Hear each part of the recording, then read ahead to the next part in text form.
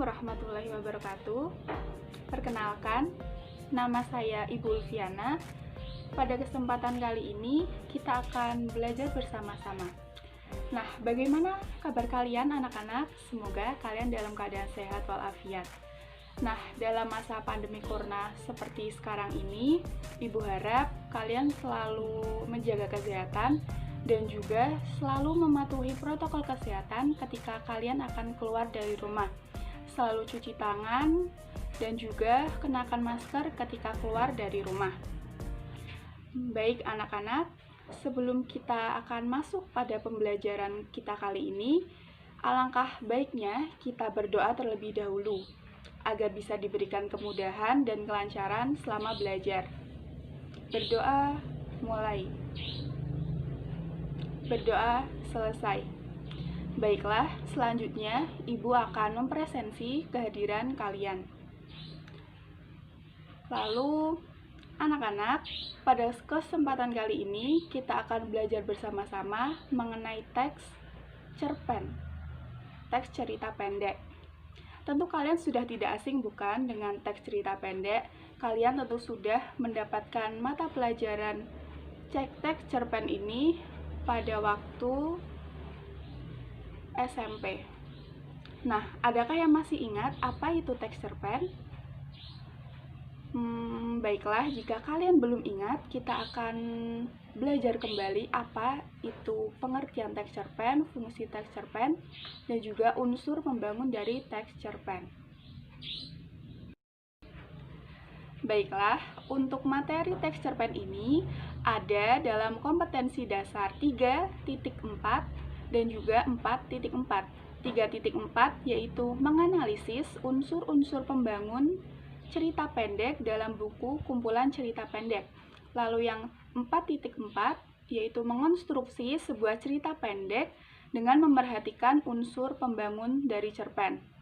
Lalu indikator pencapaian kompetensi yang pertama yaitu 3.4.1 mengidentifikasi kaidah kebahasaan dari teks cerita pendek. Lalu 3.4.2 mengidentifikasi unsur pembangun teks cerita pendek.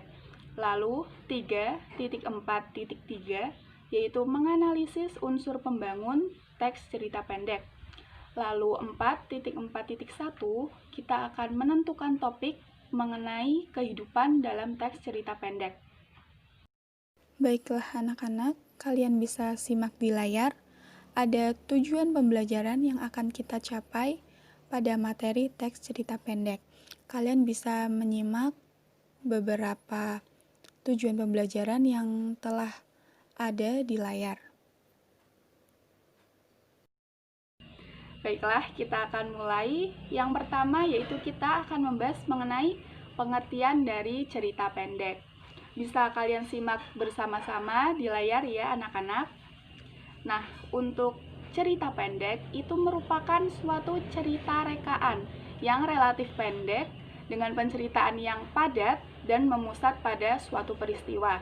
Dengan kata lain, cerpen merupakan suatu hasil karya sastra yang ceritanya lebih ringkas, yaitu menghadirkan satu konflik saja dalam satu peristiwa.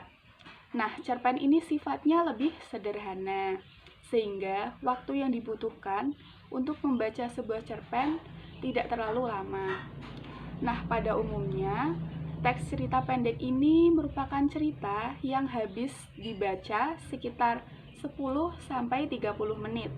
Jumlah kata dari cerita pendek ini sekitar 500 sampai dengan 5.000 kata. Oleh sebab itu, cerita pendek sering diungkapkan sebagai cerita yang habis dibaca dalam satu kali duduk. Nah, cerita pendek baik sebagai bacaan untuk orang dewasa maupun anak-anak memiliki unsur yang sama. Unsur yang ada pada cerita pendek ini sangat menentukan baik buruknya karya tersebut. Jadi, kalian sudah tahu bukan pengertian dari cerita pendek, yaitu cerita yang bisa habis dibaca dalam satu kali duduk, cerita yang relatif pendek dan memusat hanya pada satu peristiwa saja. Selanjutnya, kita akan membahas mengenai fungsi dari cerita pendek. sudah banyak sekali judul cerita pendek yang ada sejak zaman dahulu hingga sekarang. Cerpen terus-menerus diproduksi dan juga dibuat karena memiliki manfaat bagi kehidupan. Cerita pendek bisa digunakan sebagai sarana untuk memberikan hiburan juga kebahagiaan. Dengan membaca cerita pendek, kita seolah mengalami peristiwa yang juga dialami tokoh utama dalam suatu cerpen. Nah, ketika tokoh utama dalam cerpen mengalami kebahagiaan, kesenangan, maupun kesedihan, tentu membuat pembaca ikut merasakan apa yang dirasakan oleh tokoh dalam cerita tersebut. Selain itu, dengan membaca sebuah cerpen, kita bisa belajar mengenai kehidupan. Banyak nilai-nilai kehidupan yang terdapat dalam cerita pendek. Nilai-nilai kehidupan ini misalnya yaitu nilai agama, budaya, sosial, adat, pendidikan, dan nilai moral yang ada dalam sebuah cerpen. Nilai kehidupan tersebut termasuk dalam nilai eksternal dari cerita pendek. Selanjutnya, kita akan mempelajari mengenai ciri kebahasaan sebuah cerita pendek. Nah, yang pertama, ciri kebahasaannya yaitu kalimatnya bermakna lampau. Contohnya, bisa menggunakan ketika itu, beberapa tahun yang lalu, telah terjadi. Nah, yang kedua, kata yang menyatakan urutan waktu. Jadi misalnya kalian bisa menggunakan sejak saat itu, setelah itu, mula-mula, dan kemudian. Ciri kebahasaan cerpen yang ketiga yaitu kata kerja yang menggambarkan peristiwa. Misalnya, menyuruh, membersihkan, menawari, melompat, menghindar. Lalu, ciri kebahasaan yang keempat yaitu kata kerja yang menunjukkan kalimat tak langsung sebagai cara menceritakan tuturan tokoh oleh pengarang. Misalnya yaitu mengatakan bahwa, menceritakan tentang, mengungkapkan, menanyakan, menyatakan, dan juga menuturkan. Nah, untuk ciri kebahasaan cerpen yang kelima, yaitu kata kerja yang menyatakan sesuatu yang dipikirkan atau yang sedang dirasakan oleh tokoh. Misalnya, merasakan, menginginkan, mengharapkan, mendambakan, dan mengalami. Nah, untuk ciri kebahasaan dari cerpen yang keenam, yaitu menggunakan banyak dialog yang ditandai dengan tanda petik ganda dan juga kata kerja yang menunjukkan tuturan langsung. Contohnya, yaitu tuturan tidak, saya bilang tidak, teriak Lani. Lalu, untuk ciri kebahasaan cerpen yang ketujuh, yaitu menggunakan kata-kata sifat untuk menggambarkan tokoh, tempat, ataupun suasana. Contohnya, yaitu ia adalah juru masak terbaik yang pernah dilihatnya, ahli dalam membuat ragam makanan timur dan barat yang sangat sedap. Anak-anak, perhatikan ya, di layar bisa disimak bersama-sama. Kita akan masuk pada unsur pembangun cerita pendek.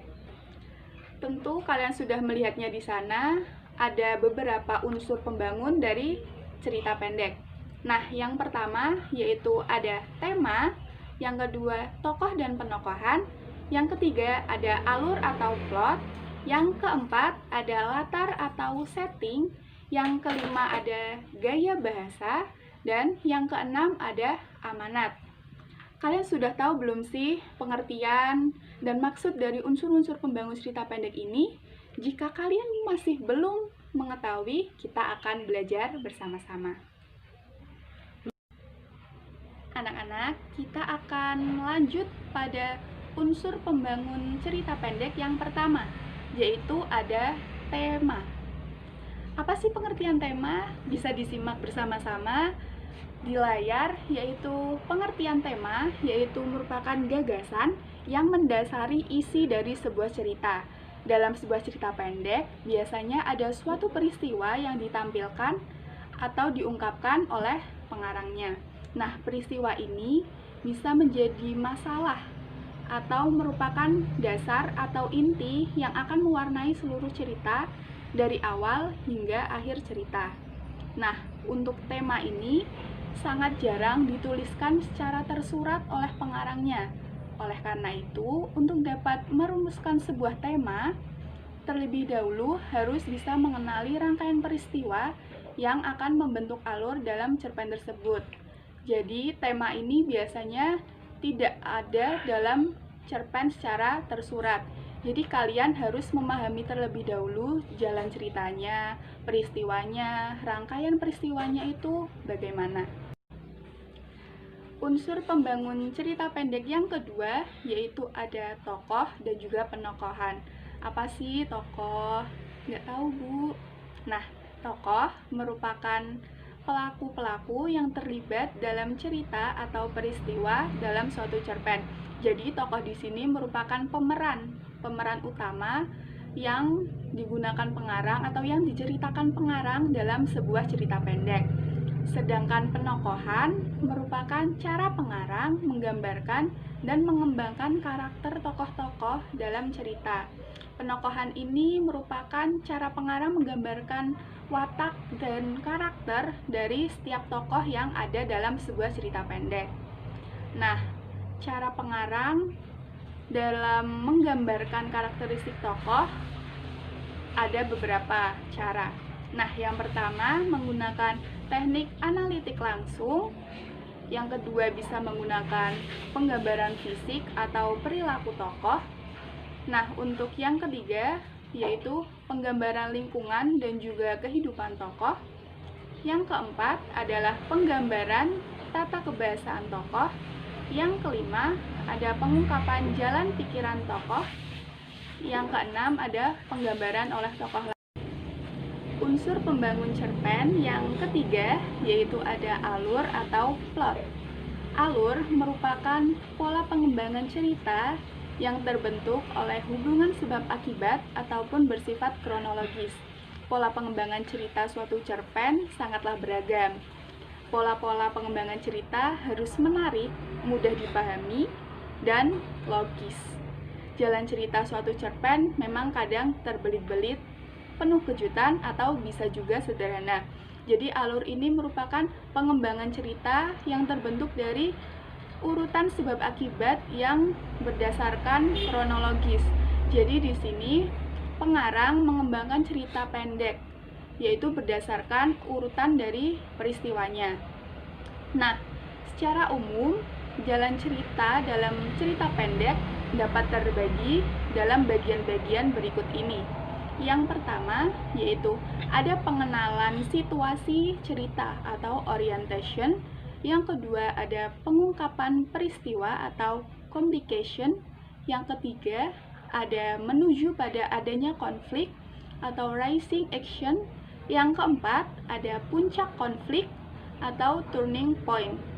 Nah, untuk pengertian dari pengenalan situasi cerita atau orientation yaitu pada bagian ini, pengarang itu memperkenalkan tokoh, menata adegan, dan hubungan antar tokoh.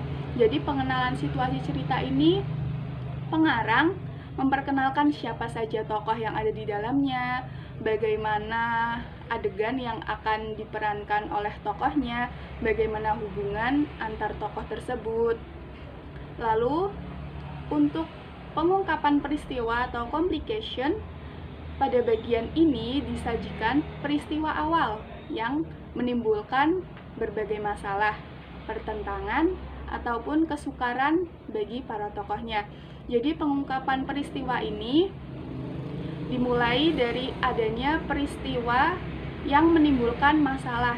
Jadi mulai masalah muncul yaitu pada pengungkapan peristiwa. Lalu untuk ketiga, menuju pada adanya konflik atau rising action, yaitu terjadi peningkatan perhatian kegembiraan, kehebohan, ataupun keterlibatan berbagai situasi yang menyebabkan bertambahnya kesukaran tokoh.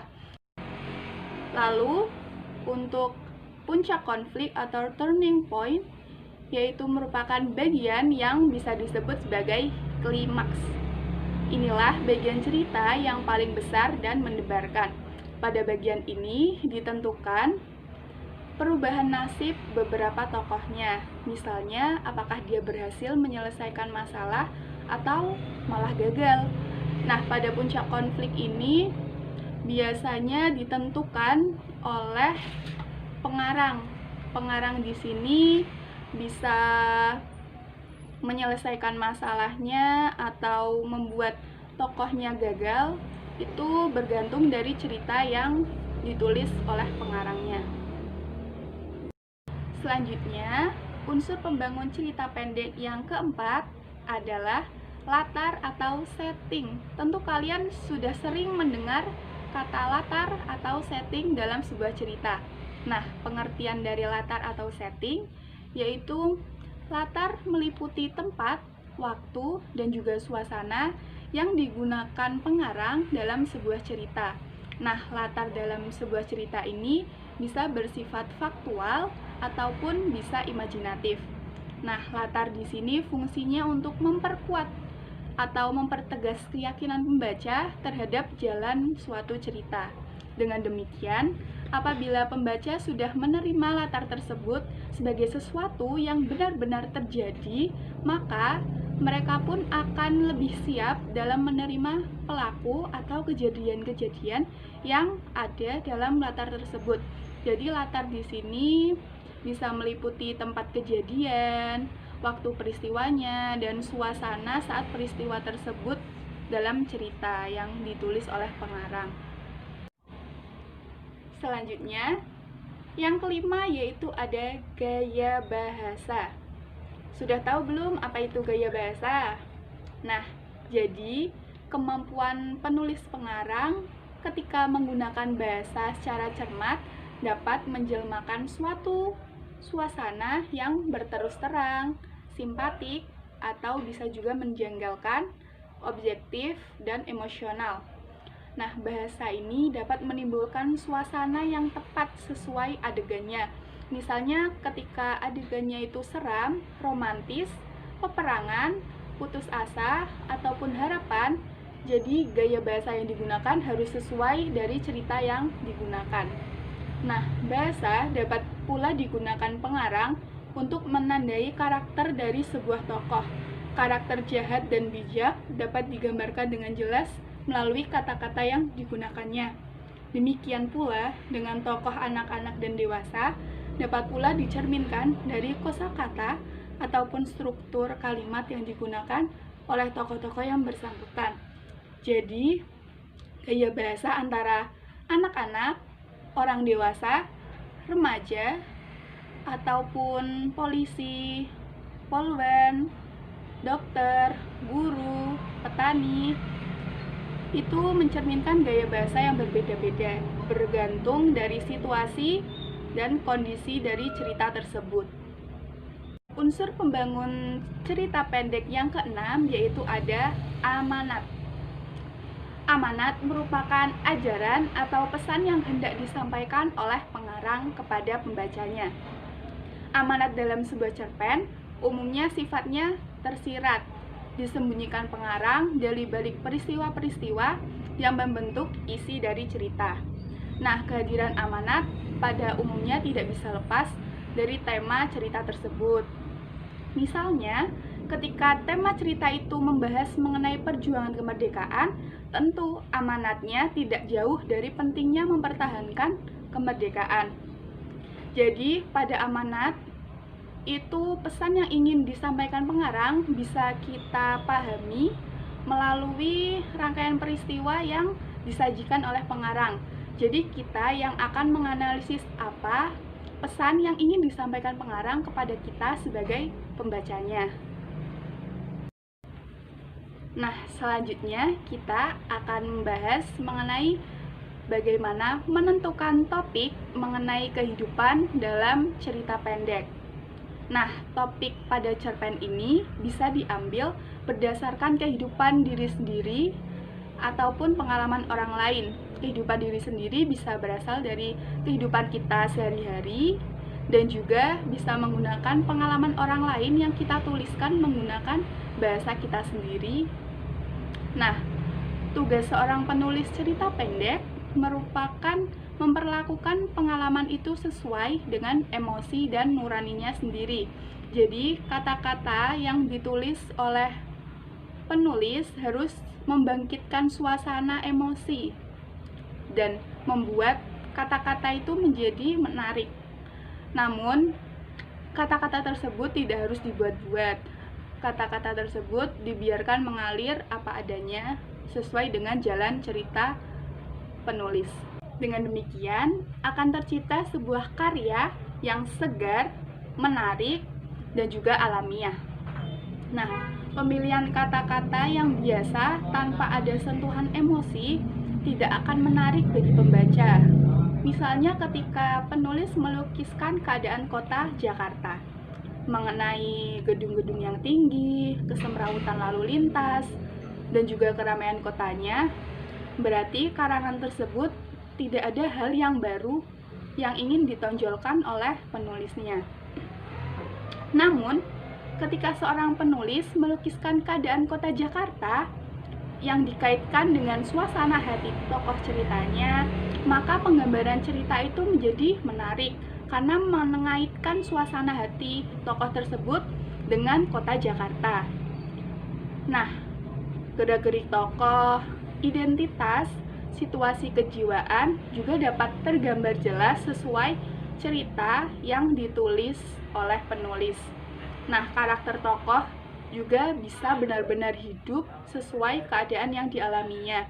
Jadi, di sini penulis cerita pendek harus bisa menulis cerita yang dikaitkan dengan suasana hatinya. Jadi, suasana hati kita dituangkan dalam cerita pendek tersebut. Baiklah, anak-anak semuanya, kita tadi telah belajar bersama mengenai pengertian dari cerpen, lalu fungsi dari cerpen, dan juga ciri kebahasaan cerpen. Lalu kita juga belajar unsur-unsur pembangun cerpen, yaitu ada 6. Nah, setelah kalian dan Ibu belajar bersama mengenai materi teks cerita pendek, Ibu harap kalian bisa belajar dengan bersungguh-sungguh mempelajari materi mengenai teks cerpen ini dengan baik, dan juga ketika kalian ada kesulitan bisa menanyakannya kepada Ibu. Nah, untuk materi teks cerpen ini, Ibu harap kalian bisa mempelajarinya dengan baik sebagai pertemuan hari ini. Ibu harap ketika kalian mengalami kendala atau masih belum paham terkait penjelasan dari Ibu, kalian bisa menanyakannya langsung ya. Anak-anak, Ibu akan berpesan kepada kalian, teruslah belajar dan jangan pernah berhenti belajar pada kehidupan. Karena dalam kehidupan ini kita dapat belajar yang banyak. Kita dapat mempelajari apapun, hal apapun, dan semua itu kita bisa pelajari bersama-sama. Nah, kalian harus selalu jaga kesehatan, jaga hati, jaga kesehatan, jaga ucapan, dan juga kalian harus terus semangat ketika belajar di rumah. Karena dalam keadaan seperti ini, kita belajar secara daring. Semoga kita semua dapat diberikan kesehatan dan juga kemudahan ketika belajar, baik di rumah maupun Ibu yang berada di sekolahan.